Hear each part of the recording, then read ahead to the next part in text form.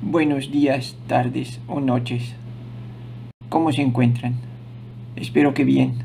Bienvenidos a otro jueves de terror. En esta ocasión les contaré 3 historias que le ocurrieron a personas que trabajan en hospitales. Espero que como ellos tengan la confianza de compartirme sus historias para yo contarlas en un futuro. No olviden suscribirse, darle like y compartir este video. Compártanlo con alguien que trabaja en el hospital y cuéntenle que les pida alguna historia similar. Comencemos.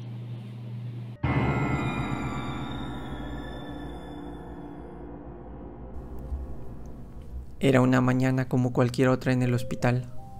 Me dirigí a la habitación 314 para tomar las muestras de sangre de los pacientes. La rutina ya me era familiar, pero nada podía prepararme para lo que sucedería. Al entrar en la habitación, el paciente, un hombre joven con ojos cansados, me miró con una expresión de terror. «¿Qué es eso?», susurró, señalando hacia la esquina de la habitación. Seguí su mirada, pero no vi nada. «¿Qué es qué?», pregunté, intentando calmarlo. «La sombra», respondió con su voz temblando. «Está aquí». Intenté tranquilizarlo, pensando que solo era una alucinación, pero su mirada me heló la sangre. Tomé la muestra de sangre lo más rápido posible y salí de la habitación. Minutos después, recibí la noticia. El paciente había fallecido. Me sentí conmocionada, pero no relacioné su muerte con la sombra que había mencionado. Sin embargo, pronto empecé a notar algo extraño. Vi una sombra oscura, como una silueta sin forma. Pensé que era solo mi imaginación, pero la sombra comenzó a aparecer en lugares donde yo estaba, en el laboratorio, en mi coche, incluso en mi casa. Siempre estaba allí, observándome. Me sentí como si estuviera siendo perseguida por algo invisible. Empecé a investigar sobre el paciente fallecido, buscando alguna conexión entre su muerte y la sombra. Descubrí que había sido un hombre solitario, sin familia ni amigos, pero había algo más. Uno de los doctores de mi turno me comentó que en su expediente había una nota que decía: paciente reporta visiones de una sombra oscura antes de ir a dormir. Me di cuenta de que no había sido una alucinación, sino tal vez una advertencia. Ahora estoy desesperada. La sombra me sigue a todas partes y no sé cómo escapar. Me pregunto, ¿qué quiere de mí? ¿Por qué me persigue? No duermo, no como, no puedo concentrarme. La sombra es mi sombra, mi constante compañera, y temo que pronto sea mi única compañía. ¿Qué puedo hacer? ¿Cómo puedo detenerla? La sombra silenciosa me está consumiendo y no sé cómo escapar de su oscuridad.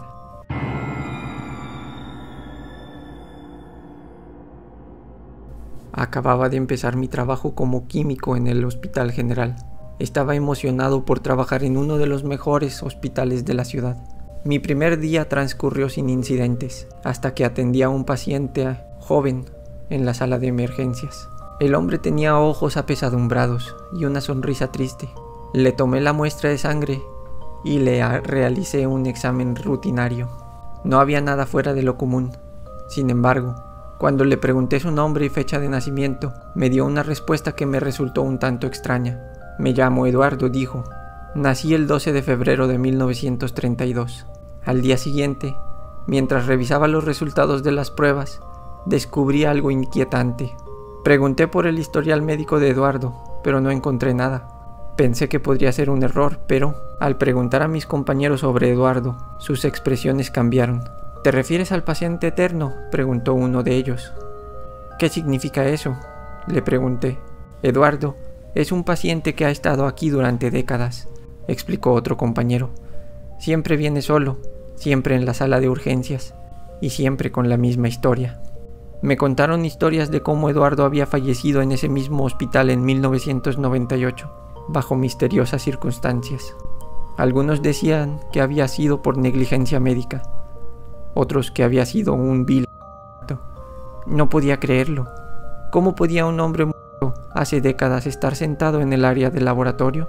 Comencé a investigar sobre Eduardo y descubrí que no era el único caso. Había otros pacientes que habían fallecido en el hospital y que, según los rumores, seguían apareciendo. La sensación de inquietud creció dentro de mí. ¿Qué estaba pasando en ese hospital? ¿Por qué esos pacientes seguían regresando? Empecé a cuestionar mi propia realidad. ¿Estaba viendo cosas que no existían? ¿Estaba perdiendo la cordura? Una noche, mientras trabajaba en el laboratorio, escuché un susurro detrás de mí. Me di la vuelta, pero no había nadie. Supe entonces que tenía que salir de ese lugar. No podía seguir trabajando en el hospital donde la muerte parecía no existir. Pero cuando me decidí salir del laboratorio, vi a Eduardo sentado en una silla, sonriendo tristemente. «Gracias por tú sí cuidarme», me dijo, y desapareció.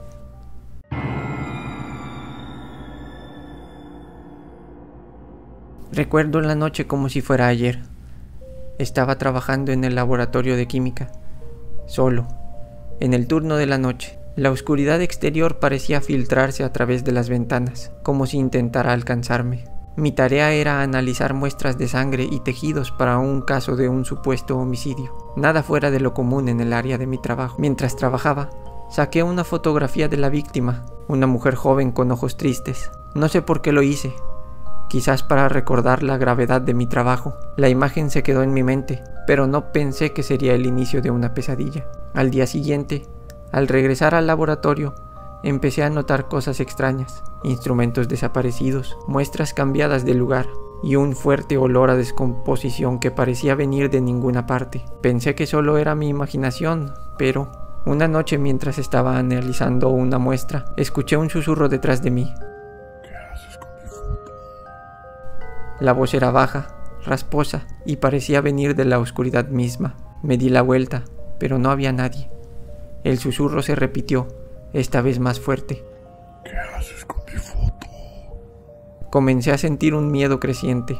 Empecé a encontrar objetos fuera de lugar en mi casa, y la foto de la víctima aparecía en lugares inexplicables, en mi televisión, en el fondo de pantalla en mi celular, incluso en la pantalla de mi refrigerador. Era como si aquella mujer me estuviera siguiendo. Una noche, al llegar a casa, encontré mi puerta abierta. Dentro, todo estaba revuelto. Y en la pared de uno de los baños, estaba escrito con letras rojas. «Bórrala». Sabía que era un mensaje para mí, pero no pude más. Borré la foto de mi teléfono. Me aseguré de que no se hubiera guardado en la nube ni en ningún otro lugar. Lentamente las cosas volvieron a la normalidad. El olor desapareció, los objetos regresaban a su lugar y los susurros cesaron. Pero aún ahora, cuando estoy solo en la oscuridad y cierro los ojos, puedo ver esa fotografía y me pregunto, ¿qué pasaría si la foto volviera a aparecer? Espero y estas historias hayan sido de su agrado. Sin nada más que añadir, más que volverles a pedir que se suscriban, compartan y le den like a este video. Yo fui Hurón. Gracias por participar de otro jueves de terror conmigo.